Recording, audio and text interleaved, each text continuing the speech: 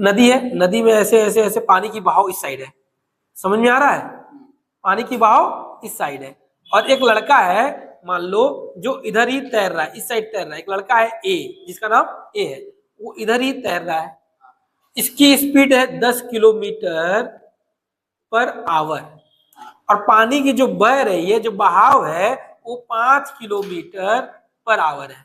कितना है? हाँ, पानी इधर चल रहा है 5।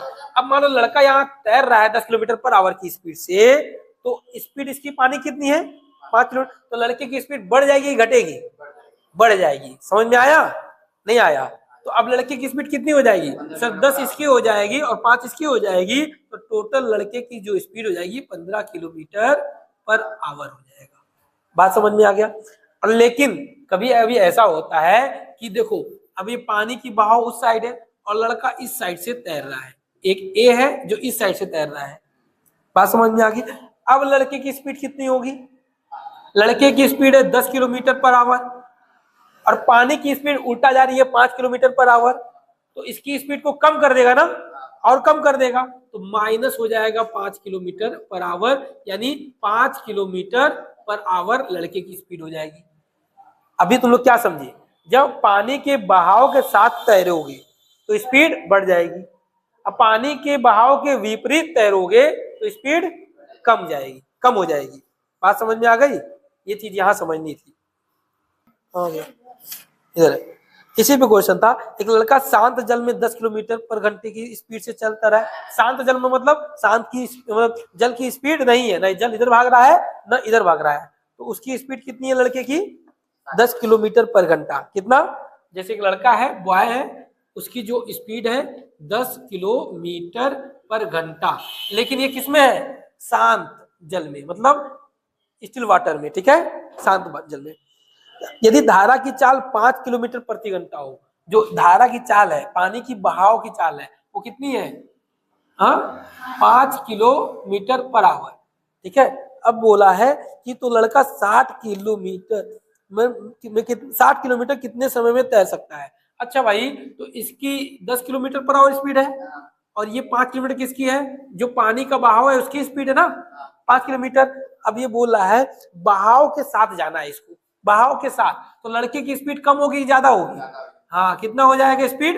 10 प्लस 5 बराबर 15 किलोमीटर पर आवर। और कितना दूर जाना है? डिस्टेंस कितना है? 60 किलोमीटर, ठीक है। अब हमको निकालना है टाइम। क्या निकालना है? टाइम। टाइम बराबर फॉर्मूला क्या होता है? डिस्टेंस अपॉन स्पीड, यानी डिस्टेंस अपॉन स्पीड कितना? 15, 15 चौके 60, 4 घंटा, 4 आवर आ गया समझ में आया? बस डिस्टेंस अपॉन स्पीड कर डालनी है भाई। पहले स्पीड कितनी है इसकी? स्पीड कितनी है? 131 किलोमीटर पर आवर, यही ना, और 19 घंटे में पहुंचती है। टाइम कितना लिया? 19 आवर। ओके, हमको निकालना क्या है? डिस्टेंस निकालना है। तो डिस्टेंस वाला फॉर्मूला क्या होता है? Speed into time. तो स्पीड यानी 131 गुणे 19 बराबर 19 से 19 का 9 हासिल आया 19 57 58 के 8 5 19 से 19 5 24 किलोमीटर, ये डिस्टेंस आ गया। यानी आदमी की स्पीड कितनी है? 9 किलोमीटर पर आवर। कितने मिनट में पार किया पुल को? Time 15 minute. कितना? मिनट। यहाँ पे किलोमीटर पर आवर, इसको भी आवर में चेंज कर दो, किसमें? घंटे में चेंज कर दो, तो 15/60 हो जाएगा। क्या हो जाएगा? 15/60, यानी 1/4 घंटा, ठीक है। समझ में आया कि नहीं आया? अब आपको निकालना है सर पुल की लंबाई। बात कीजिए, इतनी स्पीड है और इतने समय में पुल को पार किया है। कभी भी डिस्टेंस निकालने का फार्मूला होता है speed into time. Speed into speed कितनी है सर? 9 किलोमीटर, और टाइम कितना है? 1/4, गुणा कर दिए तो 9/4 किलोमीटर आ गया। क्या आ गया? इसको चेंज कर दो मीटर में। किसमें? मीटर में। 1000 से गुणा कर दो, 4 से काटा, 4 दूना 8, बचा 2, 4 5 20, 0, 9 5 45 के 5, 9 दूना 18, 4 22, यानी 2250 मीटर पुल की लंबाई है। बात समझ में आ